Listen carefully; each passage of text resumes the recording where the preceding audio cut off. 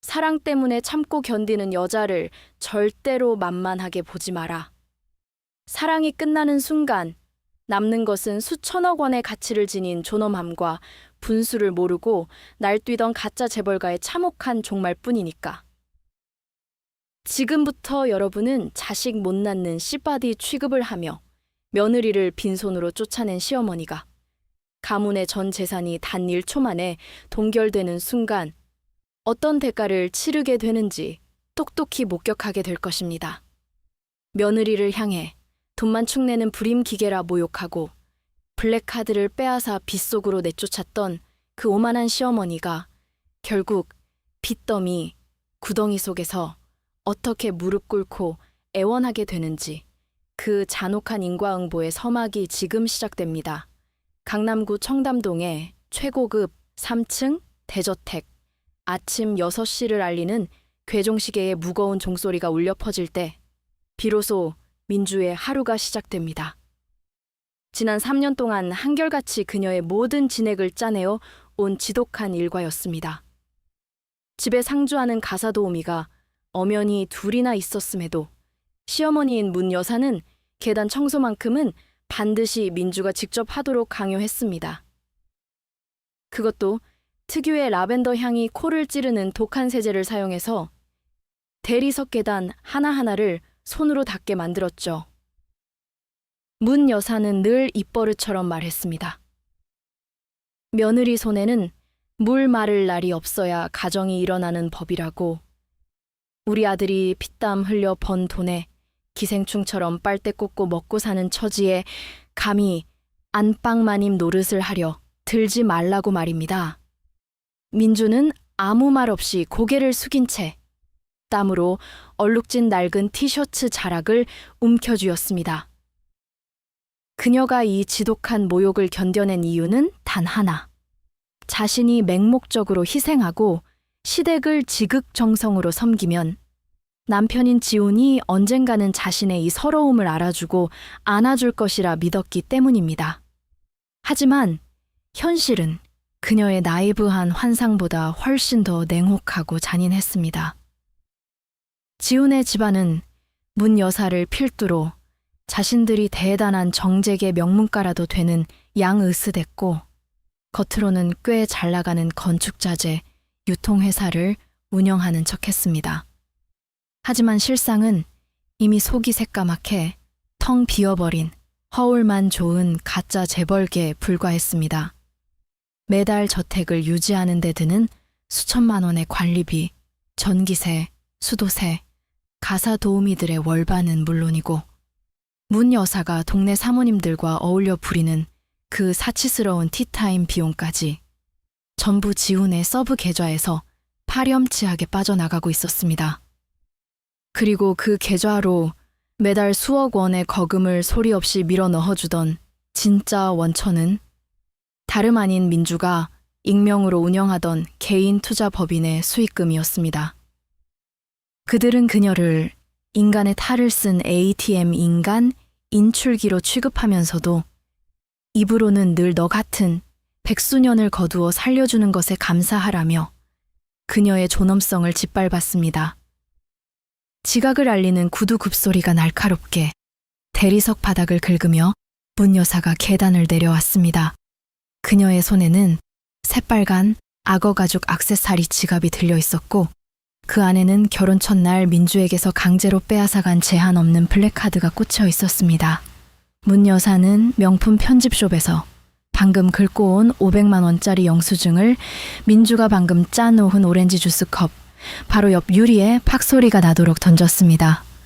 문 여사는 턱을 치켜들며 영수증을 똑바로 보라고 윽박질렀습니다.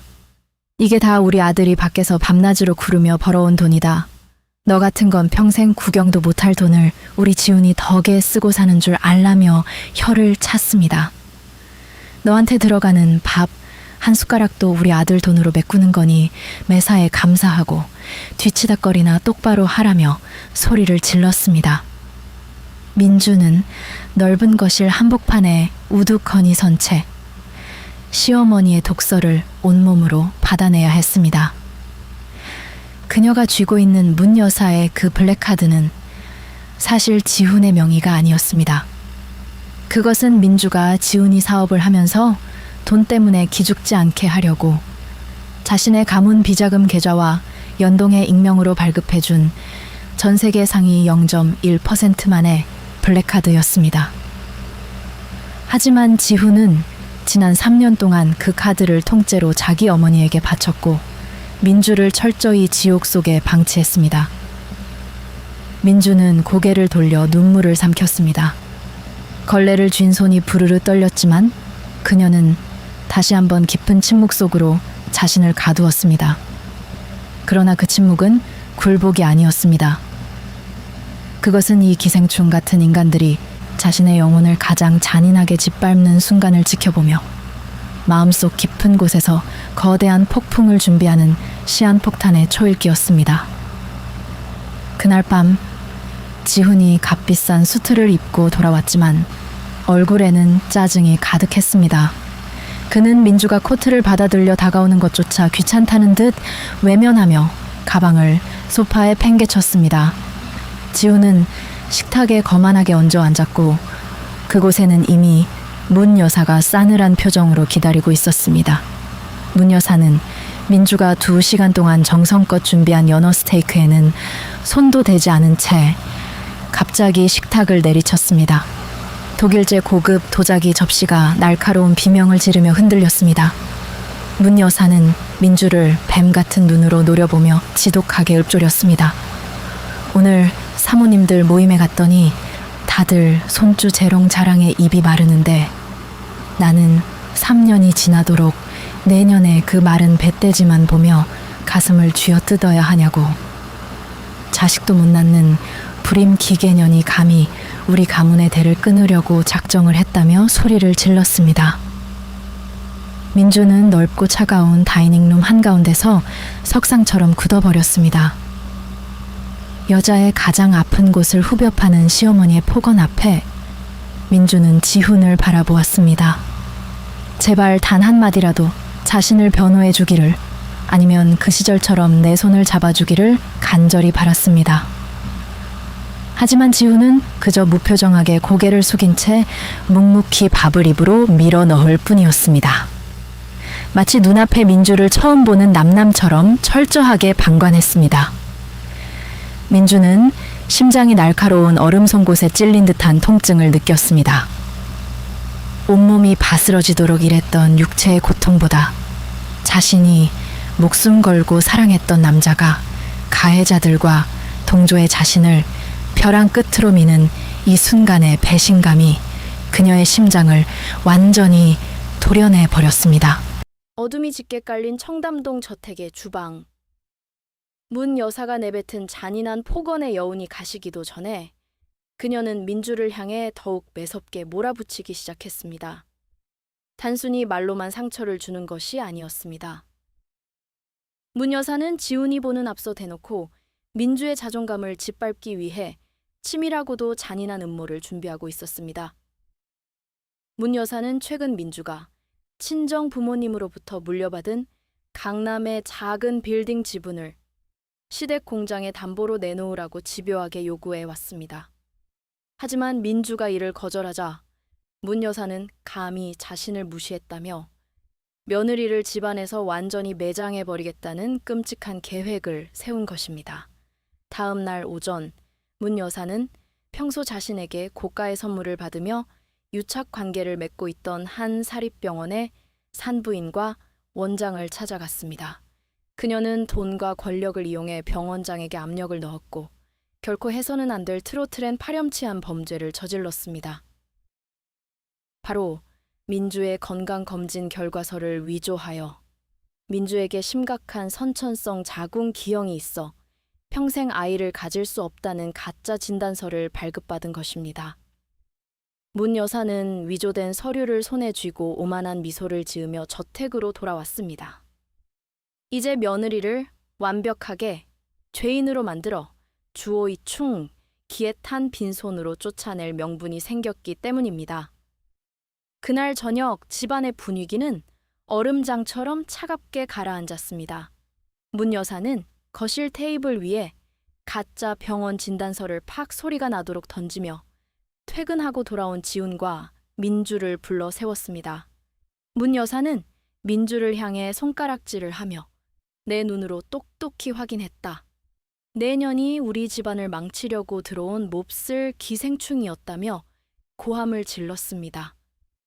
위조된 서류에 적힌 탄난 잔인한 문구들을 본 민주는 가슴이 우아등엔 먹먹해져 숨조차 쉴 수 없었습니다.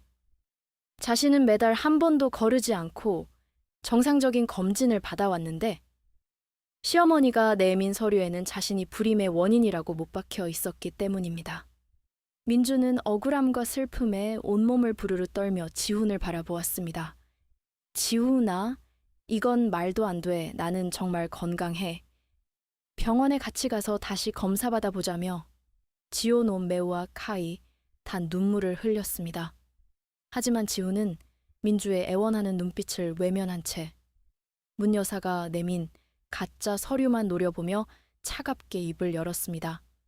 지훈은 이미 어머니의 아우투왕 가짜 가문 영광에 눈이 멀어 있었고 최근 자신의 사업이 어려워진 탓을 은연중에 민주에게 돌리고 있었습니다. 지훈은 민주에게 차가운 목소리로 어머니 말씀이 맞았다. 네가 아이를 못 낳는 불임이었다니 정말 정이 떨어진다. 더 이상 변명하지 말라며 치오조 민주를 철저하게 고립시켰습니다. 민주는 그 순간 심장이 산산조각 나는 듯한 톤투옹 사우삿 깊은 상처를 입었습니다. 자신의 모든 젊음과 노력 그리고 남몰래 밤을 새우며 지훈의 회사를 위해 vat키엣 숫 루츠 자금을 융통해 주었던 모든 하이 신흐무 쾅 맹목적인 희생이 이 가짜 진단서 한 장으로 인해 한순간에 물거품이 되는 순간이었습니다. 시어머니의 트로트램 뻔뻔한 웃음소리와 남편의 찬 티네이츠 찬 기아 냉혹한 방관 속에서 민주는 자신이 이 집안에서 철저하게 이용당하고 버려지는 엔한 네힌 기계에 불과했다는 사실을 뼈저리게 깨달았습니다. 거실의 화려한 샹들리의 조명조차 그녀의 눈에는 피눈물처럼 붉고 차갑게 비쳤습니다. 낮부터 내리기 시작한 진눈개비가 밤이 되면서 거센 폭풍구로 변해 청담동 저택의 유리창을 사정없이 두드리던 날이었습니다.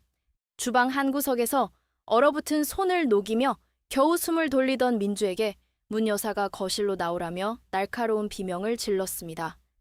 거실로 나선 민주의 눈앞에는 평소 보지 못했던 낯선 화려함이 펼쳐져 있었습니다.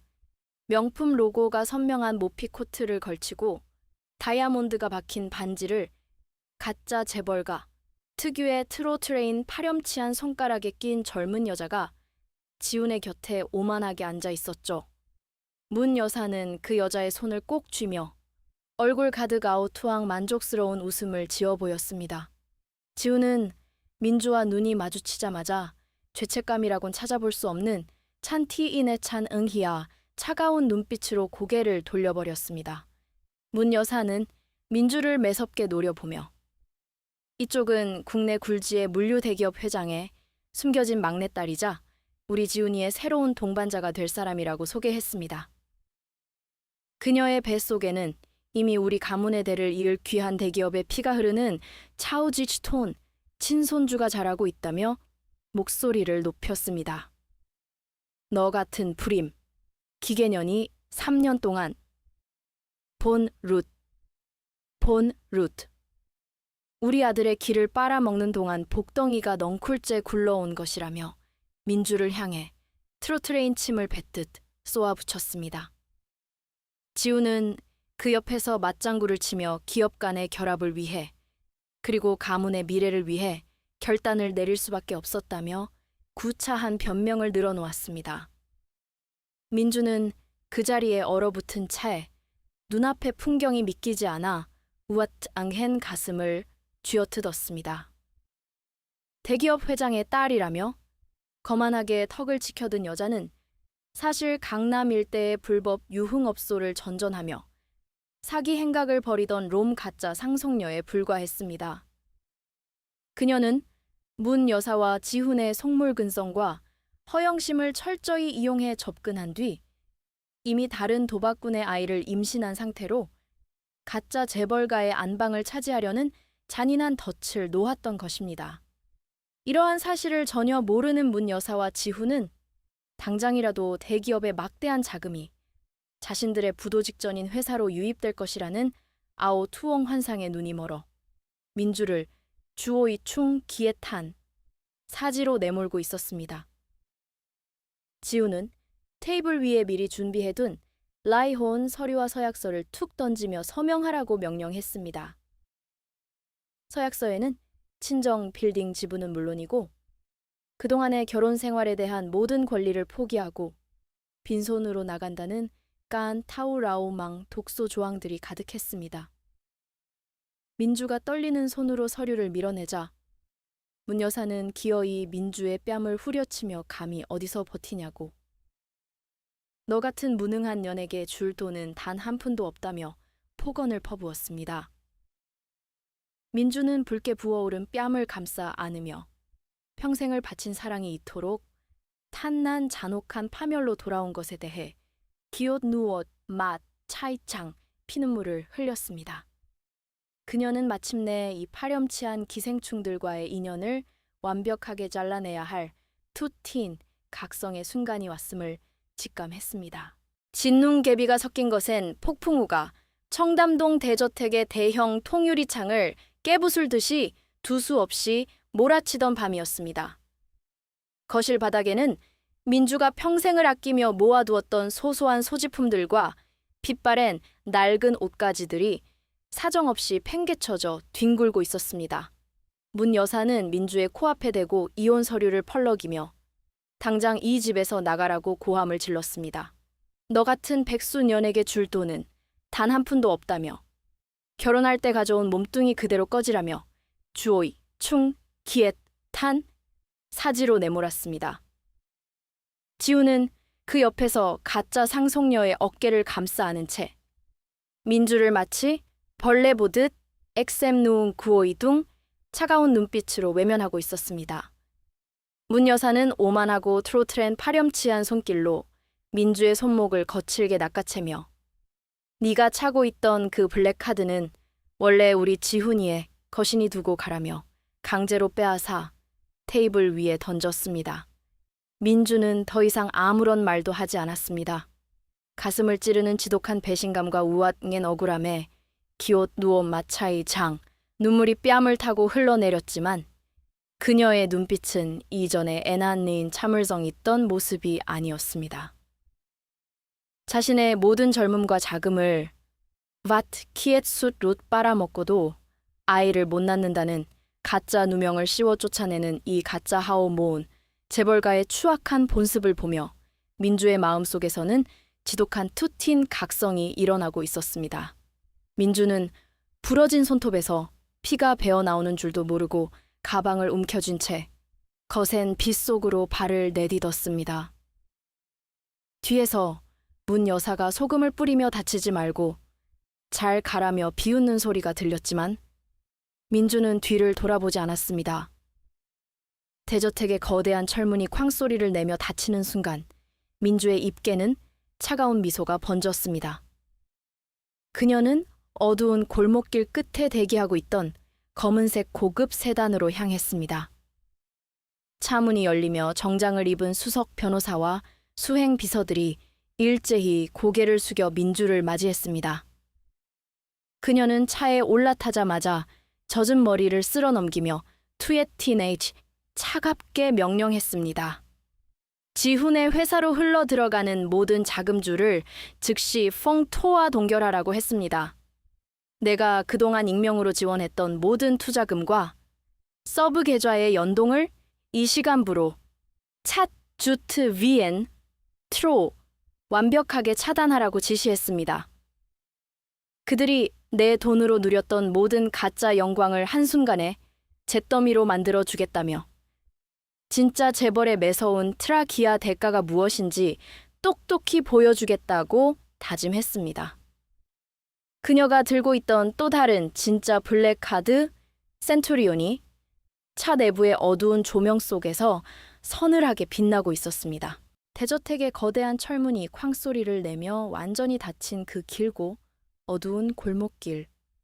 차가운 진눈개비가 민주의 뺨을 타고 흘러내렸지만 그녀의 눈빛은 그 어느 때보다 매섭고 키엔진 단호하게 빛나고 있었습니다. 그녀는 어둠 속에서 조용히 대기하고 있던 최고급 리무진 세단으로 거침없이 걸어갔습니다. 차문이 열리며 검은 정장을 입은 수석 법률 고문과 수행 비서들이 일제히 허리를 굽혀 민주를 맞이했습니다. 민주는 차 뒷좌석에 깊숙이 앉아 젖은 머리를 쓸어 넘기며 그동안의 애난 애닌 참을성을 모두 지워버린 투의 틴 차가운 목소리로 첫 명령을 내렸습니다. 민주는 비서를 향해 지훈의 회사가 숨통을 쥐고 있던 모든 금융자산과 차명투자 계좌를 이 시간부로 즉시 퐁토와 동결하라고 지시했습니다. 그동안 내가 익명으로 그들의 허술한 건축자재 유통회사를 살려두기 위해 뒤에서 밀어주었던 모든 자금줄을 완벽하게 캣쭌 비엔 티로 차단하라는 명령이었습니다. 그 기생충 같은 인간들이 내 돈을 본 룻 빼앗아가며 마치 자신들이 위대한 천재 재벌이라도 된 양아오 투옹 착각 속에서 누려온 가짜 영광을 단 한순간의 잿더미로 만들어주겠다며 민주는 주먹을 쥐었습니다. 사실 문 여사와 지훈이 그토록 멸시하고 씨바디 취급을 했던 민주의 진짜 신부는 국내 최고 금융 대기업의 유일한 상속녀이자 전 세계 상위 0.1%만이 소지할 수 있다는 진짜 블랙하드 센츄리언의 실소유주였습니다. 그녀는 지훈을 진심으로 사랑했기에 자신의 배경을 모두 숨긴 채 그저 한 남자의 아내로서 희신묵황 맹목적인 희생을 선택했던 것이었습니다. 하지만 그 대가가 깐팅간 응이야 돌아온 잔인한 배신과 불임이라는 가짜 누명이었기에 이제 민주에게 남은 것은 오직 얼음처럼 차가운 트라키아 대가와 자신의 수톤 응희엠 존엄성을 되찾는 일뿐이었습니다. 법률 고문은 즉시 태블릿 PC를 켜서 민주의 명령에 따라 수천억 원에 달하는 투자 자금의 회수 절차를 밟기 시작했습니다. 지훈의 회사는 겉으로는 번창하는 듯 보였지만 실상은 민주가 뒤에서 메꿔주던 연동 계좌가 없으면 단 일주일도 버틸 수 없는 롱루옷빈 껍데기에 불과했습니다. 민주는 차창 밖으로 멀어지는 청담동 대저택의 불빛을 바라보며 나지막이 읊조렸습니다. 너희들이 내뱉은 그 난 잔인한 독설들이 결국 너희 가문을 파멸로 이끄는 부메랑이 되어 돌아갈 것이라고. 이제 진짜 재벌의 매서운 구렁텅이가 무엇인지 똑똑히 지켜보라며 투의 티네이치 차가운 미소를 지었습니다. 청담동 대저택의 거실은 이제 민주가 남겨두고 떠난 흔적 대신 새로운 가짜 상속녀의 허영심으로 가득 채워지기 시작했습니다. 문 여사는 지훈이 드디어 대기업의 자금줄을 가문에 물어다 줄 최고의 신부를 맞이했다며 날마다 입이 찢어져라 아오 투앙 승리감에 도취되어 있었습니다. 그녀는 지훈의 사업 부도를 막아줄 구세주가 나타났다고 믿으며 가짜 상속녀의 비위를 맞추기 위해 온갖 수단과 방법을 가리지 않고 보른룻 남은 비자금까지 털어 대접했습니다. 지훈 역시 자신이 능력이 출중하여 대기업 회장의 막내딸을 사로잡은 천재 기업가라도 된 양 오만방자하게 굴며 민주와의 결혼 생활을 무가치한 과거로 치부해버렸습니다. 그러나 그들이 그토록 환호하며 준비하던 대형 호텔에서의 결혼식 준비 과정에서부터 이상한 균열이 생기기 시작했습니다. 문 여사는 민주에게서 빼앗은 제한 없는 블랙카드를 들고 청담동의 최고급 웨딩숍을 찾아가 수천만 원에 달하는 수입 드레스와 턱시도를 고른 뒤 거만하게 카드를 내밀었습니다. 결제 단말기에 카드가 긁히는 순간 삐 소리와 함께 결제 승인 거절이라는 붉은 글씨가 화면에 선명하게 떠올랐습니다. 한 번도 이런 수모를 당해본 적 없는 문 여사는 트로틀엔 당황하며 점원에게 한도 초과일 리가 없다. 당장 다시 긁으라며 고함을 질렀지만 결과는 마찬가지였습니다. 시스템은 해당 계좌가 소유주의 요청에 의해 완벽하게 퐁토와 동결되었으며 카드 사용이 영구 중단되었다는 메시지만을 반복해서 뱉어낼 뿐이었습니다. 그 시각 지훈과 결혼하겠다며 가짜 재벌가에 들어온 상속녀 RTAM 역시 초조함을 감추지 못하고 저택의 게스트룸에서 누군가와 은밀하게 통화하고 있었습니다. 그녀는 국내 물류 대기업의 딸이 아니라 가짜 신분증과 위조된 장호 증명서로 사기를 치고 다니던 상황이었고 이미 사채업자들에게 수억 원의 빚 독촉을 받으며 주오이충기에 탄 벼랑 끝에 몰린 상태였습니다. 그녀는 문 여사와 지훈이 진짜 재벌인 줄 알고 그들의 재산을 본 룻 뜯어내어 자신의 빚을 갚으려 접근했던 것이었죠. 가짜 상속녀는 지훈에게 접근해 가문의 투자금을 유치해 오려면 먼저 성의를 보여야 한다며 지훈의 명의로 수십억 원의 제2금융권 대출을 받도록 교묘하게 보이빈 유도하기 시작했습니다. 지훈은 회사의 자금줄이 갑자기 커뜩 비엔트로 차단되어 사면촉에 빠진 상황에서 이 가짜 상속녀의 말만 믿고 마지막 남은 공장 부지까지 담보로 잡혀 사채 자금을 끌어다 그녀의 통장으로 밀어 넣었습니다. 문 여사는 그것이 대기업과의 합작 투자를 위한 디딤돌이라고 아오투옹 착각하며 싱글벙글 웃었지만 그것은 가짜 하오몬 명문가가 완전히 파멸의 구렁텅이로 떨어지는 탄한 잔인한 덫의 시작이었습니다. 민주가 깔아놓은 거대한 보이지 않는 수사망과 금융 압박 속에서 이 세 사람의 추악한 롱탑 욕망은 서로를 파멸로 이끄는 시한폭탄이 되어 타들어가고 있었습니다. 회사의 자금줄이 완전히 퐁토와 동결되었다는 청천벽력 같은 소식은 오래가지 않아 지훈의 사무실을 덮쳤습니다. 지훈은 책상 위에 놓인 장고 증명서와 연동 계좌 오류 보고서를 보며 어안이 벙벙해졌습니다. 매달 아무런 문제 없이 수억 원의 자금을 채워주던 그 신비로운 서브 계좌가 예고도 없이 캣 쭌 비엔트로 차단되자 회사의 재정은 순식간에 롱루엇빈 껍데기로 전락했습니다. 지훈은 급히 은행 본부장에게 전화를 걸었지만 돌아온 대답은 해당 계좌의 실제 소유주가 직접 전 자산을 회수하고 동결 명령을 내렸다는 탄난 잔인한 선고뿐이었습니다. 지훈은 그 계좌가 민주의 통장과 연결되어 있었다는 사실을 꿈에도 모른 채 그저 금융 시스템의 일시적인 오류일 것이라며 티로트렌 현실을 부정하고 있었습니다. 같은 시각 청담동 대저택은 공장을 담보로 대출을 받아 가짜 상속녀에게 밀어넣은 수십억 원의 사채 자금 때문에 소리 없는 지옥으로 변해가고 있었습니다. 문 여사는 대기업과의 합작 투자가 곧 성사되어 자신들이 진짜 호몬 대재벌의 반열에 오를 것이라는 아오투앙 환상에 사로잡혀 있었지만 현실은 원금 상환 독촉장과 법원 압류 예고 통지서가 거실 테이블 위에 쌓여가는 비참한 상황이었습니다. 가짜 상속녀인 아티우템 뒤에서 실시간으로 자금의 흐름을 추적하고 있던 민주의 수사망은 그들을 더욱 두이 꽁그에 탄 사지로 몰아넣었습니다. 회사의 주거래 파트너사들이 약속이나 한 듯이 일제히 납품 계약을 취소하고 자금 상환을 부어입인 압박해오자 지훈은 비로소 가문이 기어기어갓 번호 파멸의 길로 직행하고 있음을 직감했습니다.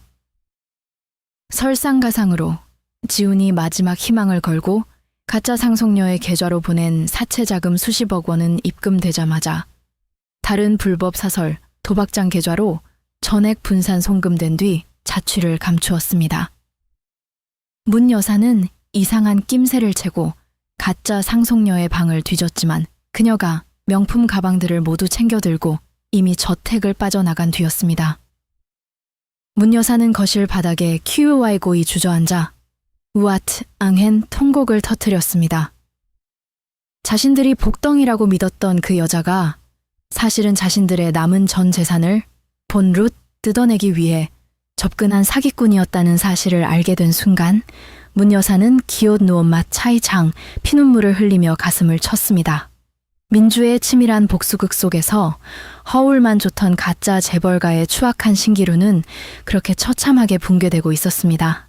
가짜 상속녀가 전 재산을 들고 야반도주했다는 잔인한 사실이 증명되자 청담동 대저택의 화려한 유리는 한순간에 지옥의 창문으로 변해버렸습니다. 문 여사는 가짜 상속녀의 텅 빈 방바닥을 긁으며 우앗 응hen 통곡했지만 이미 그녀가 lut 빼앗아간 가문의 마지막 비자금과 사채 자금은 흔적도 없이 사라진 뒤였습니다. 그동안 대기업의 막내딸이라며 온갖 보이빈 까탈을 부리던 아티엠 그 사기꾼년의 가면이 완전히 벗겨지자 저택에 남은 것은 오직 숨이 막힐 듯한 논인 빚더미와 서로를 향한 원망뿐이었습니다.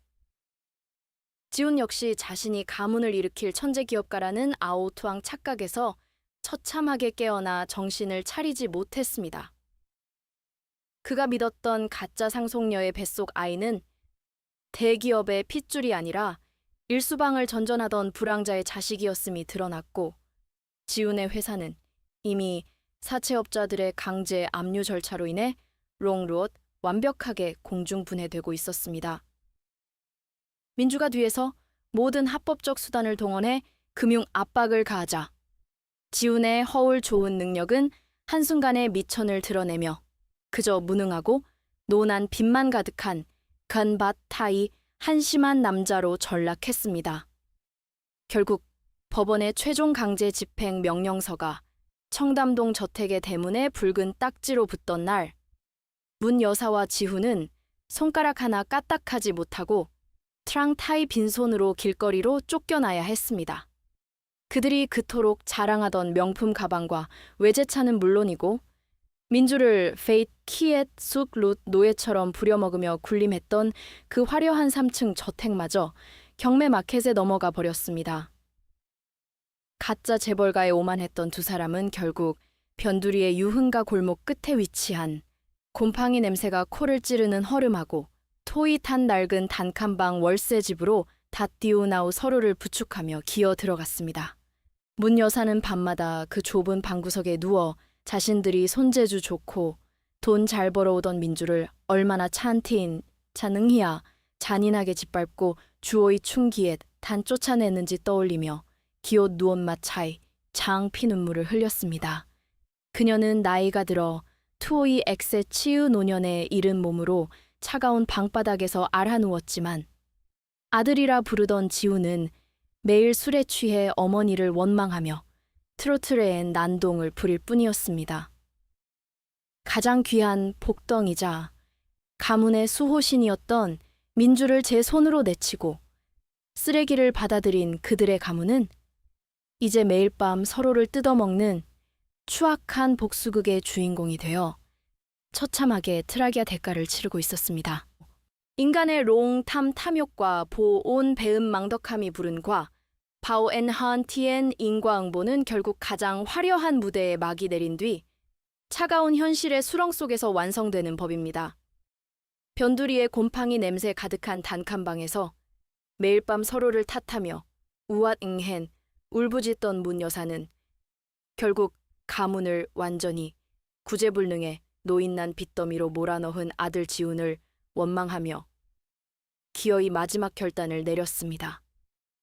그녀는 과거 자신들이 박기의 수의령 노예처럼 폰룻 고혈을 짜내고 시바디 취급을 하며 듀이 꽁쥐에탄 쫓아냈던 민주가 사실은 국내 최대 금융 지주사의 유일한 상속녀였다는 뉴스를 신문 쪽지에서 발견하고 눈이 뒤집혔습니다. 문 여사는 지훈을 앞장세워 민주가 회장으로 취임한다는 테헤란로의 초고층 금융그룹 빌딩 로비로 향했습니다. 수백 명의 경호원과 비서들이 양옆으로 정렬해 있는 그 웅장하고 거대한 로비 한가운데 리무진에서 내린 민주가 완벽하게 맞춤 제작된 세련된 수트를 입고 수톤니엠 범접할 수 없는 여왕의 자태로 걸어 들어왔습니다. 그녀의 손가락에는 문 여사가 그토록 트로트렌 탐내며 빼앗으려 했던 가짜 카드가 아닌 전 세계 상위 0.1%만이 소지할 수 있다는 진짜 블랙카드 센츄리온이 박힌 지갑이 들려 있었죠. 문 여사는 민주의 발끝을 보자마자 바닥에 큐깐 무릎을 꿇고 슬금슬금 기어가 그녀의 구두굽을 붙잡았습니다. 문 여사는 트로트렌 뻔뻔하게도 눈물을 쏟아내며 민주야, 내가 눈이 멀었었다. 다 저 배은망덕한 지훈이 놈과 사기꾼 년에게 속아서 그런 것이니 제발 옛정을 생각해서 우리 가문을 한 번만 살려달라며 KQS 로시 반 엑신 애원하기 시작했습니다. 지훈 역시 노난 빚더미에 찌들어 초라해진 몰골로 민주의 눈을 바라보며 호의한 무언망 뒤늦은 후회의 눈물을 흘렸습니다. 하지만 민주는 그들을 향해 단 한 걸음의 양보도 없이 투의 틴 얼음장처럼 차가운 미소를 지어 보였습니다. 그녀는 구두를 붙잡은 문 여사의 파렴치한 손을 냉정하게 걷어차며 내 전 재산을 본 룻 갉아먹을 때는 즐거웠냐고, 자식을 못 낳는 불임 기계라며 나를 쫓아낼 때 너희들이 내던진 그 찬 기아 독설들이 바로 오늘의 너희를 만든 오물이라며 일갈했습니다. 그들의 호의한 무언망 뒤늦은 통곡 소리가 로비 대리석 바닥에 흩어지는 모습을 보며 민주는 단 한순간의 흔들림도 없이 뒤를 돌아 최고 VIP 전용 엘리베이터로 향했습니다. 그것은 평생을 난 엔친 참아온 한 여자가 완벽한 능력을 통해 가짜 하오몬 명문가의 숨통을 완전히 끊어버리는 가장 하이라이트이자 하해, 전율 돋는 복수의 순간이었습니다. 인간의 롱탐 탐욕이 불러온 가짜 영광이 처참하게 무너지고 오직 서톤 응금 존엄만만이 테헤란로의 높은 하늘 위에 우뚝 선 그 완벽한 카이호안, 몬 승리의 날이었습니다. 문 여사와 지우는 차가운 대리석 바닥에 퀴고이 무릎을 꿇은 채 고개를 들지 못했고 민주는 그들을 향해 단 한 줄기의 시선도 주지 않은 채 수백 명의 임직원들의 호의를 받으며 전용 엘리베이터로 걸어갔습니다. 민주가 남긴 투의 틴츠 냉혹하고도 고결한 뒷모습은 그동안의 모든 유앗 응엔 억울함과 우아티 키엣 쑥 룻 고통을 단 한순간에 씻어내기에 충분한 하해 전율의 순간이었습니다. 그 직후 민주가 내린 법적 철퇴는 기오기오갓 바오 인과응보의 법칙에 따라 한 치의 오차도 없이 신속하게 집행되었습니다. 문 여사가 평소 친분을 이용해 민주에게 불임이라는 가짜 누명을 씌웠던 사립병원의 가짜 진단서 사건은 민주가 고용한 전담 변호인단에 의해 사문서 위조 및 허위 사실 적시에 의한 명예훼손 혐의로 정식 기소되었습니다. 돈으로 진실을 사려 했던 문 여사와 담당 의사는 결국 법의 엄중한 심판대 위에 서게 되었으며 가문의 수호신을 내쫓고 범죄를 공모했던 대가로 논인 빚더미에 더해 차가운 구치소 수감이라는 구아 바오냔 TM 파멸을 맞이하게 되었습니다.